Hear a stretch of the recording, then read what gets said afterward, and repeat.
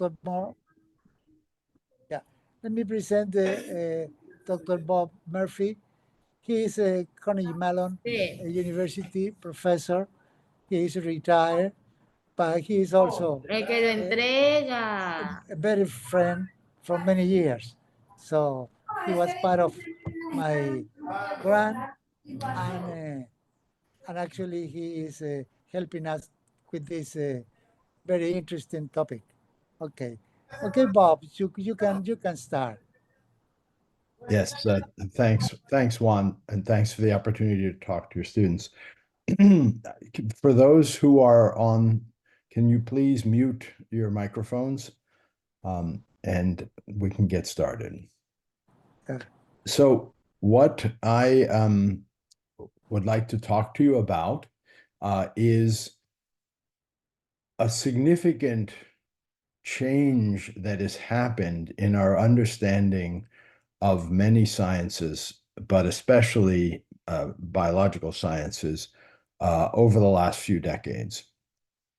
And the background for that is that for centuries, the way that science occurred was people trying to come up with theories to explain various aspects of the world. And some of the more famous ones, many of you may have learned about some of these things, certainly like Newton's laws of motion. The idea was that you would think about a plausible explanation for how some particular process works in the world, in nature. And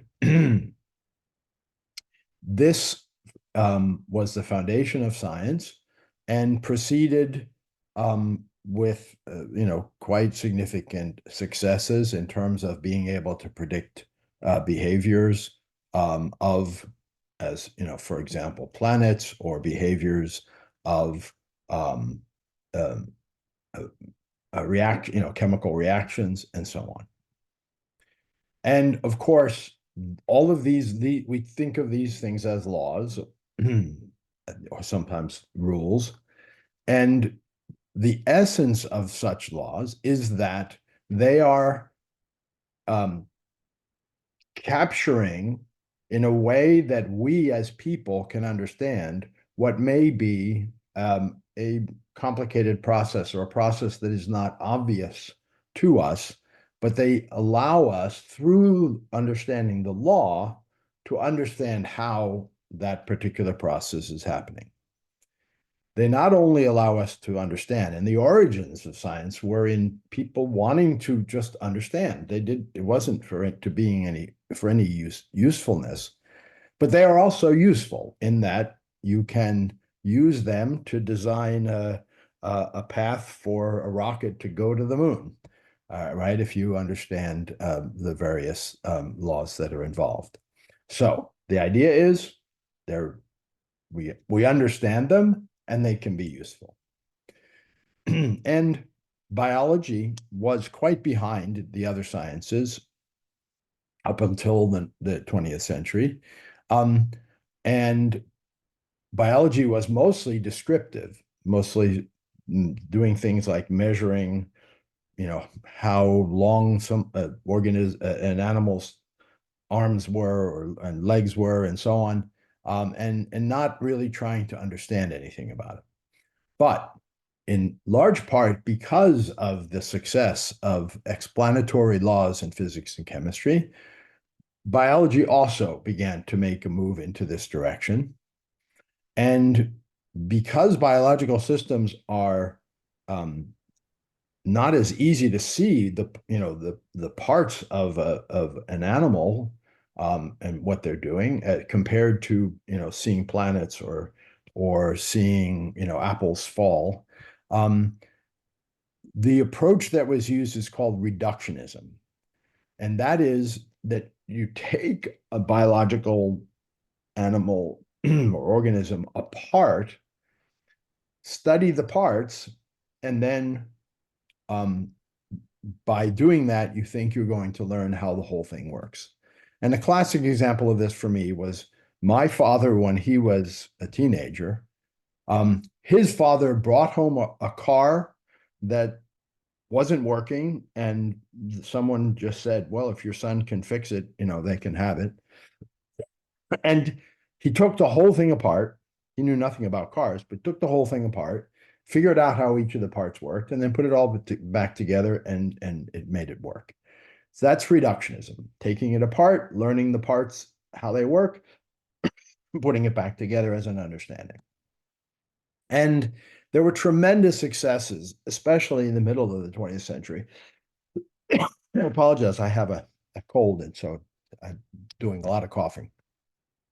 In that this approach led to a large number of significant discoveries, and the perhaps the most important of those being DNA structure and the genetic code. By the way, this book I read when I was 13, and that's what led me to decide to do what I've been doing for the last 57 years. So this was a great step forward in beginning to take things apart, understand how the parts worked. And we had then the development of biological laws, and these are the two most famous. The first was that DNA makes RNA, and RNA makes protein.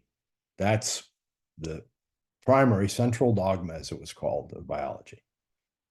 A parallel dogma was that the sequence of a protein determined its structure, and the structure determined its function. So you had a sequence, it gave rise to a specific structure, and then that became a tool, an enzyme to do a particular function. Okay. But and another example of this is now this one was not a law, but it's also illustrative. People didn't think of it as a law yet, but the idea that there was one gene to do one thing. Okay.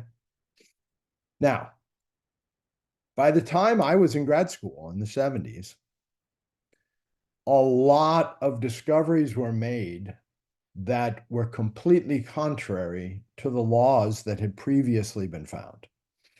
For example, the notion that you could have genes going from one organism to another. The most important, from my viewpoint, discovery that really threw everything into a tizzy was that there was an enzyme called reverse transcriptase, which could take RNA and make DNA out of it. And there were a lot of other things that were discovered that just did not fit with the laws as we understood them at the time. So, in addition, a little bit later, we find out that unlike in a car where the parts of the brakes are connected to each other, and then that assembly is assembled onto the rest of the car. In biological organisms,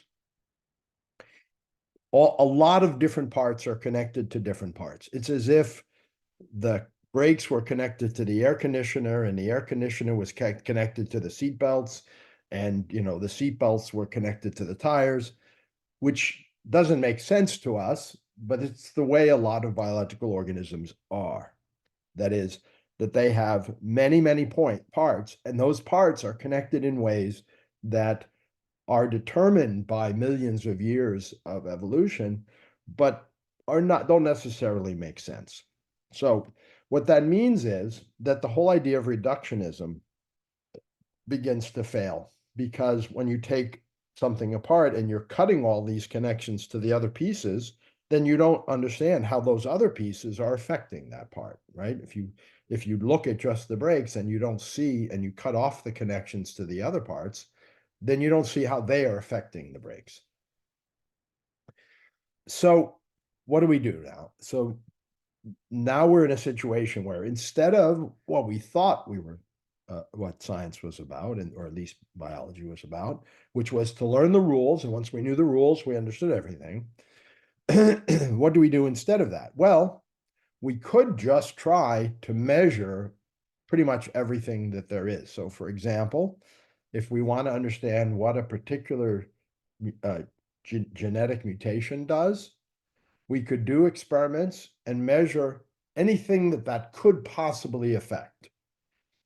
But of course, there are way too many things to measure in order to use that approach, okay? And if all you're doing is making these measurements, that allows you to know, well, if a person has this mutation, then the following things are going to be affected by that. But there's no understanding there. That's just a measurement. So what do we do? The solution that is being pursued very heavily now, especially in sciences like biology, chemistry, and material science, is to try to learn predictive models where we don't just measure things and then we know the results of that measurement, but we try to take what we have measured and learn a model that predicts the results of new experiments, okay? And so this general area is called machine learning. Nowadays, people lump it into AI, but really machine learning is a very distinct part of AI. So in this machine learning paradigm, the idea is, once again, that we take whatever data that we've measured so far, whatever experiments we've done, and we try to learn to predict the results of new experiments, okay? That's the approach that has led to what's called systems biology. By the way, systems biology is a term for the problem that of all of the parts being connected, the failure of reductionism led to this term of systems biology, that you have to consider things as a whole. Now, when it comes to machine learning, most of what you've heard about machine learning is passive.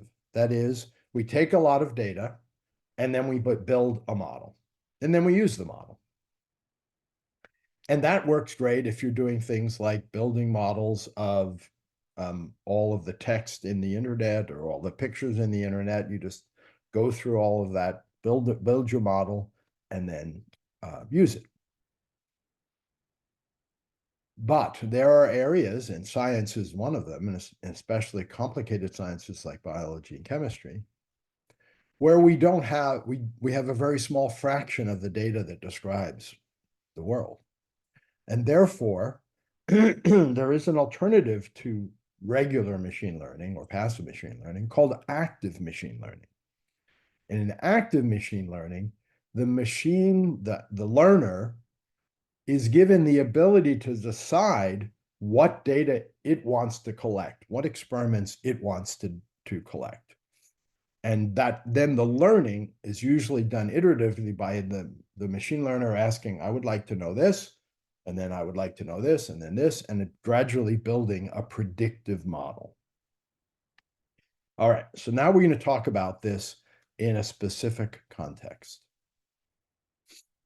So the way that drugs, and that context being drug discovery, the way that drugs are developed primarily now is that we identify some target, something that goes wrong in a disease, and then we want to try to find a drug that fixes that problem. So that target, might be any of the proteins that are affected in diabetes or hypercholesteremia, heart disease. And so we identify a specific target, specific protein, and we develop an assay that allows us to measure how well that thing is working, its activity, if we add different drugs to it. And then we take lots of potential drugs and we add it in that assay separately, and we measure, did it affect it? And then we measure how much it affected it, right? So here the dark circles say that drug really had the desired effect on the target, okay? But there are lots of targets in our bodies. Remember, we talked about how everything's connected to everything. And the problem that happens when we do drug discovery this way is that the drug ends up doing what we wanted it to do, but it does a whole bunch of other things also. And so a potential solution to that is to try to measure all of the targets and all of the drugs. But as you can imagine, that's too many drugs and too many targets. And so that's where active machine learning comes in. So we could build, for example, a machine learning model for one drug by looking at the chemical structure of different drugs, try to predict what a new drug would do for that target, right? By comparing its structure to other drugs. And if we had all the drugs and all of the targets, if we had measurements of all the drugs and all the targets, then we would be able to pick drugs based on their having the desired effect, but not having undesired effects. So for example, if we might, pick this drug here because it doesn't have too many other effects. Now, how do we try to build a model if we can't just measure every drug and every target? Well, the answer is this active learning approach. And that's a little bit like playing Battleship. So some of you may have played Battleship before, right? The idea is that you have your ships, and then your opponent is calling out numbers and letters, and you tell whether or not that's a hit. Well, we can think of that in this drug and target space as these are the targets and these are the drugs, and the ships are drugs that do the desired effect on the target. And so those would be hits. And so what we can do with active machine learning is to decide where to choose in this space to do an experiment, which is to then say, find out whether that's a hit, and then try to build a model that tells us where the other hits are. For example, if we get a hit here, then we know that somewhere around there are likely to be other hits. Right? It's a little bit different from the ships. With drugs and targets, similar drugs tend to have similar effects on similar targets. So that's the idea of doing active learning. And so I'm going to tell you very briefly about an example way in which to do that we did in my group a few years ago. And that is to look at 96 drugs and 96 targets or proteins. And the assay was to take pictures of that protein and see what the pattern was like. Was it dots like this? Was it just in the nucleus? Was it in the cytoplasm? So that's the pattern, but that's the assay. What effect upon the pattern does a particular drug have? Okay. And so we do that similar to playing Battleship. And that is the computer decides every time we see a white square, that's the computer saying, I'd like to have this experiment. And we had a robot do the experiment so that we could get the answer. And so it keeps asking, and gradually it is getting better and better at predicting the results of experiments that it hasn't done yet. And the way we can measure that is we measure the accuracy of the predictions of the learner as a fraction of how many experiments have been done so far. So this scale is 30% of the experiments. Actually, 28% is here. And this is the accuracy of the model. As it starts out, it's not very good, but as we do more and more experiments, we get an accurate model, 92% accurate, doing only 28% of the experiments. And if we chose randomly, we would only get a model that's 60% accurate. So that's the principle behind this active machine learning, is to be able to build models of complicated systems, complicated organisms or behaviors, where we don't have to do all possible experiments. So this area is also called automated science. And the idea is that whatever data we have now, we start by building a model from that data.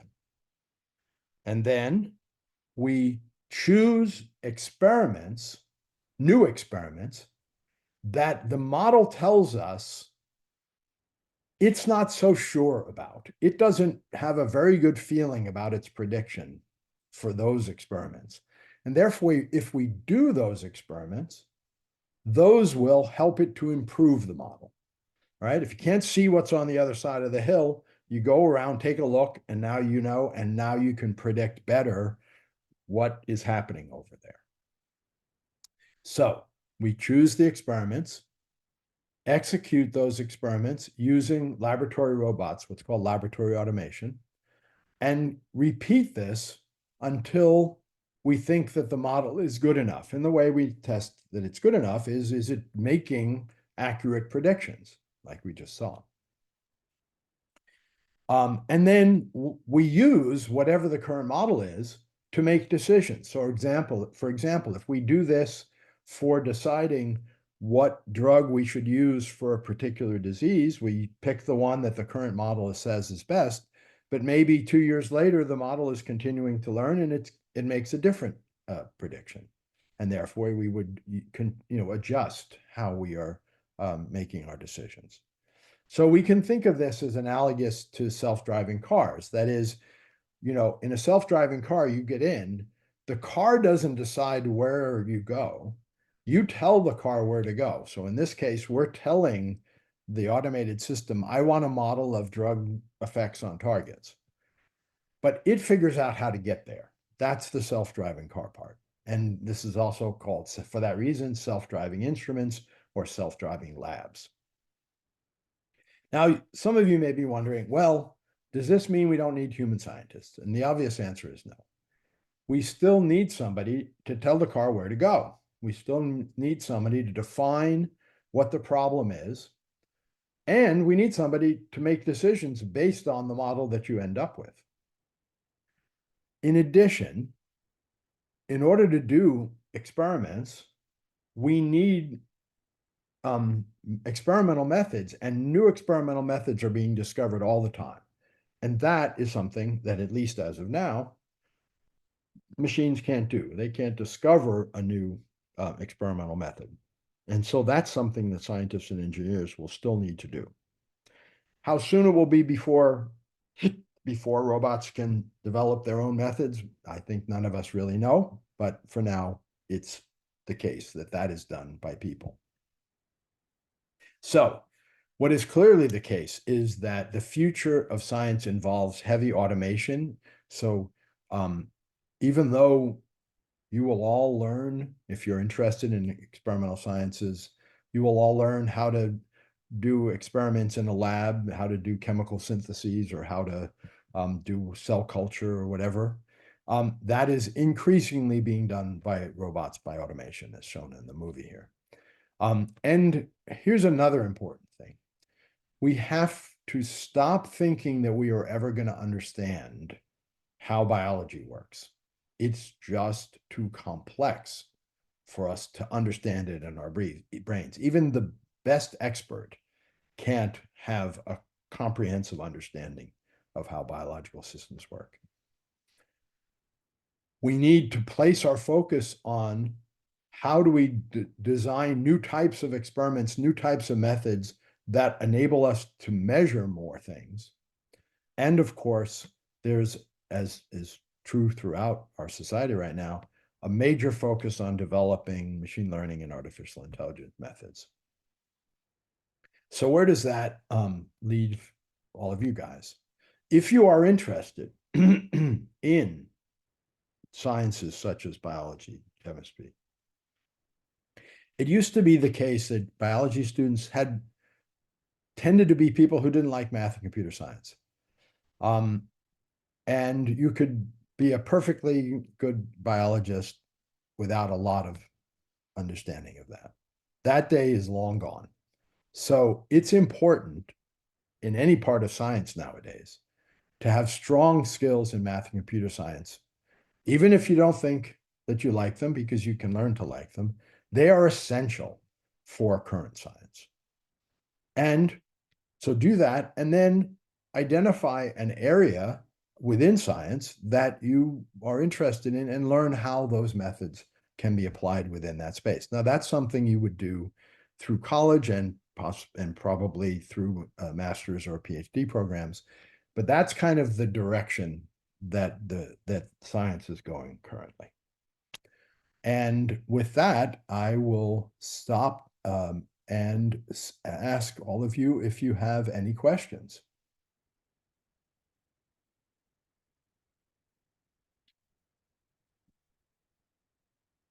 Just go ahead and go ahead and ask Lisbeth. Hello, doctor. I just have a question about yourself. What is your major and your doctorate about? My original major, which was 50 years ago. So because of the way things were when I was young, we thought we were learning these laws. So I was a biology and chemistry major, but I did a lot of physics and I did a lot of math. When I got to that was at college. When I got to grad school, I discovered computers. And so most of my career, I've been doing computer science applied to biology. Thank you so much. Anyone else?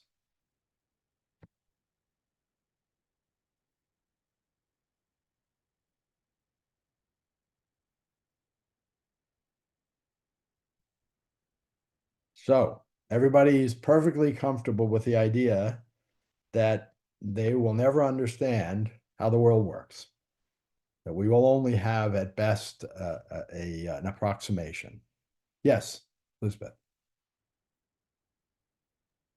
No, I was just agreeing. I took a course, an online course for MIT about general chemistry, and I learned there that it wasn't until, well, we understood that we knew everything. So that was the idea, that we already knew everything about physics, and then we basically unlocked quantum physics, and that's a whole new world. And since then, we understood that we really don't know anything.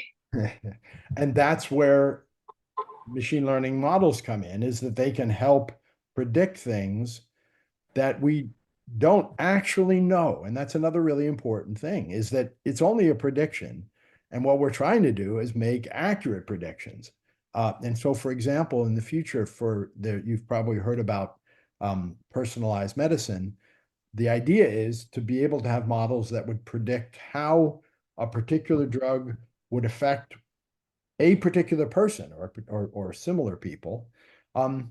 And that's a prediction because you've never treated that patient before with any drugs. So you're just trying to predict how that patient would respond, but you predict that based on the properties of that patient and compared to other patients that you've measured before. And so that general model applies for a lot of things. But thanks for your comment. Bob, I had a question with respect to ChatGPT. What about ChatGPT in the learning process of science? Yes. So it's a great question, which I get asked a lot. ChatGPT has two aspects. Well, all machine learning has the aspect that it is affected by the input data. The answers it gives are based on whatever it was given. And in ChatGPT, the input data is, the vast majority of it is text that people have written. People don't know everything. People are wrong all the time. And so that's the first aspect about ChatGPT or any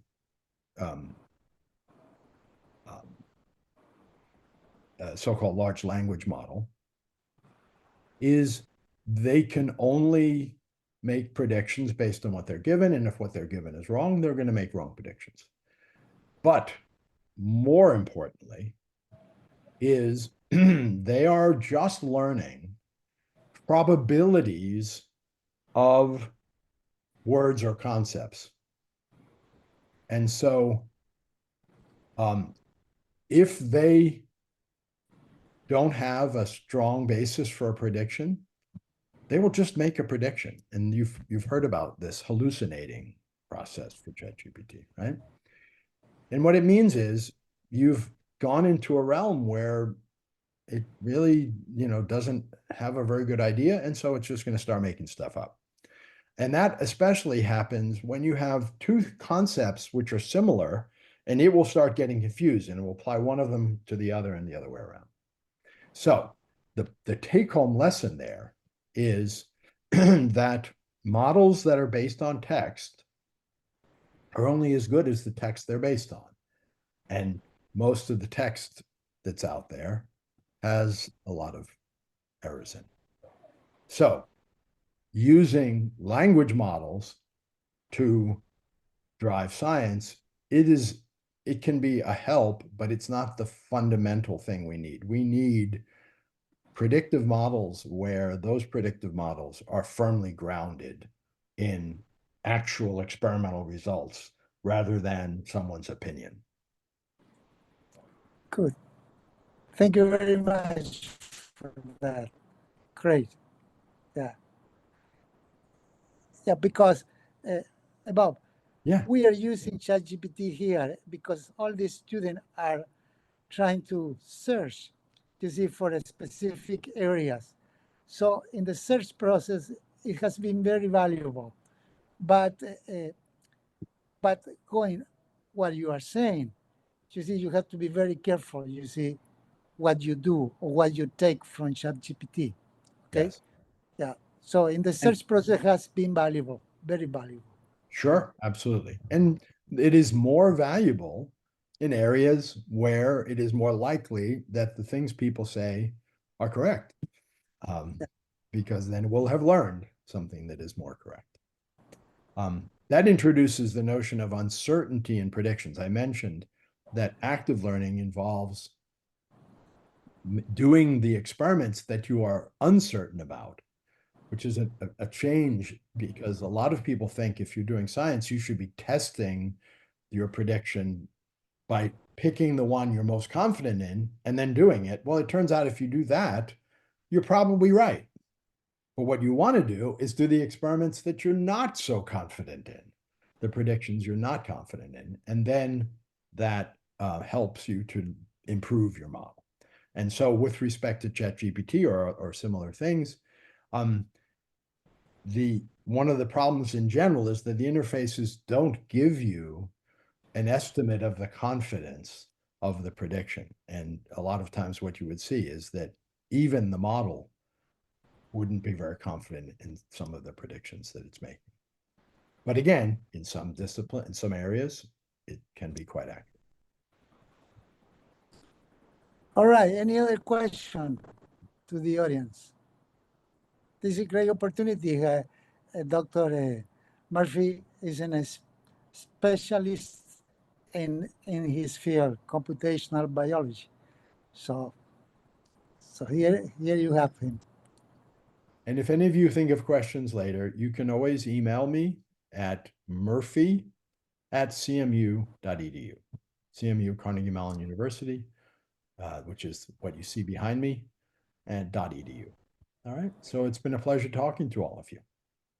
Thank you very much, Bob. It has been a pleasure seeing you active like always in doing science. All right. It's a pleasure. Thank you much. Bye-bye. Have a good weekend. Great.